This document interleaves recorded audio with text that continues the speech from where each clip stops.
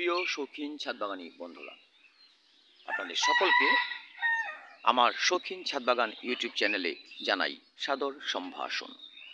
Viewers, আমি প্রথমেই এই গোলাপ ফুলের শুভেচ্ছা দ্বারা আপনাদেরকে স্বাগত জানালাম। তাই বলে আজকে গোলাপ ফুল নিয়ে কিছু বলার নেই। আজকে আমি কমলা বা মাল্টা গাছ নিয়ে আপনাদের সাথে কিছুটা আলোচনা করব। ভিউয়ার্স, আমরা অনেক ভিডিওতে দেখে থাকি, ইউটিউবে এ ধরনের অনেক ভিডিও আছে যে তারা বলছে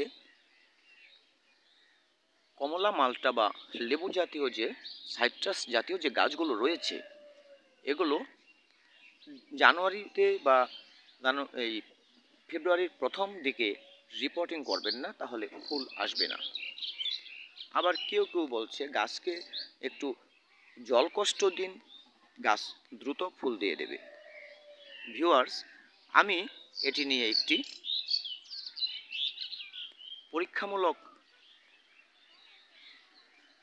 গবেষণা চালিয়েছিলাম। তাতে আমি যতটুকু দেখলাম, দেখুন এখানে আমার 3টি গাছ আছে, আপনারা দেখতে পাচ্ছেন এখানে আমার 3টি গাছ আছে। এটি হচ্ছে আমার কমলা লেবু, এটা দার্জিলিং কমলা, এটি হচ্ছে চায়না কমলা এবং এটি হচ্ছে বাড়িফোর মাল্টা। ভিউয়ার্স, এই 3টে গাছকে আপনারা একটু লক্ষ্য করুন। এই চারাটি, যেটি দার্জিলিং কমলা, এই চারাটি কিন্তু আমি মোটামুটি অক্টোবরে বসিয়েছি এই গ্রো ব্যাগে। আবার এই চারাটি কিন্তু আমি জানুয়ারির 20 থেকে 22 তারিখ হবে তখন আমি বসিয়েছি।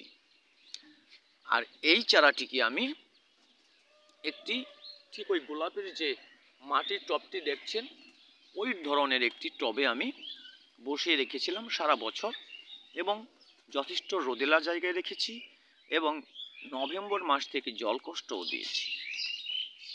ফলাফলটা কি পেলাম? এই গাছটি আমি যে বাড়িফোর মালটা জল কষ্ট দেওয়ার ফলে দেখুন আমার গাছের কি অবস্থা। গাছ কিন্তু আধমরা হয়ে গেছে। আবার এই গাছটি, এটি আমার যে দার্জিলিং কমলা, এটি কিন্তু আমি জলকষ্ট তেমন দেইনি। ও ডিসেম্বর মাসে এই পাতাগুলো ছেড়েছিল, কিন্তু সাম্প্রতিক ফুল না আসায় এবছর আমি এটা এখানে রিপোর্টিং করে দিয়েছি। ও কিন্তু আমার আগে যে পরিমাণ চারা ছিল তার চেয়ে যথেষ্ট বড় হয়েছে। আর এই চায়না কমলা যে গাছটি, এই গাছটি আমি তেমন জলকষ্টও দেইনি আর খুব বেশি খাবার এবং মাটিও দেইনি। এটি এই গোলাপের যে টব, এ ধরনের আরেকটি টবে ছিল। ফুল না আসার কারণে ভাবলাম হয়তো এবছর ফুল আর আসার সম্ভাবনা নেই, এটিকে রিপোর্ট করে দিই, গাছ বড় হয়ে যাক, দৈহিক বৃদ্ধি হোক। কিন্তু যেই আমি এখানে রিপোর্ট করে দিলাম, তারপরে দেখুন প্রচুর পরিমাণে পুষ্পমঞ্জরি এখানে দেখা দিয়েছে। এগুলো কিন্তু সব পুষ্পমঞ্জরি, আপনারা দেখতে পাচ্ছেন প্রতিটা শাখায় শাখায় এগুলো পুষ্পমঞ্জরি দেখা দিয়েছে।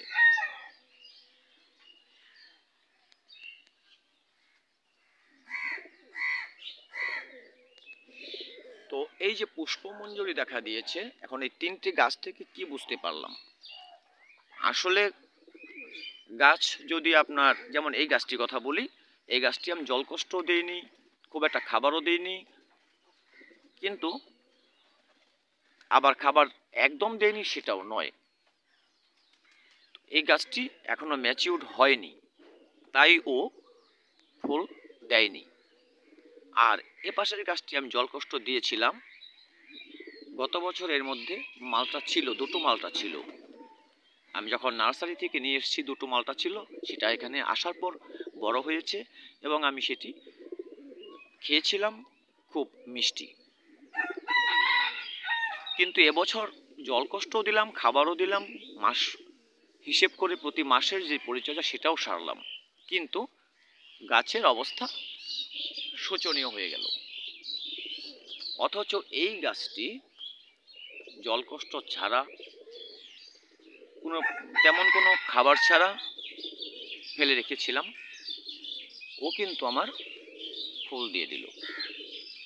ভিউয়ার্স, একটি কথা বলি, গাছ যদি আপনার সুস্থ থাকে তাহলে গাছ আপনার অবশ্যই ফুল দেবে, যদি তার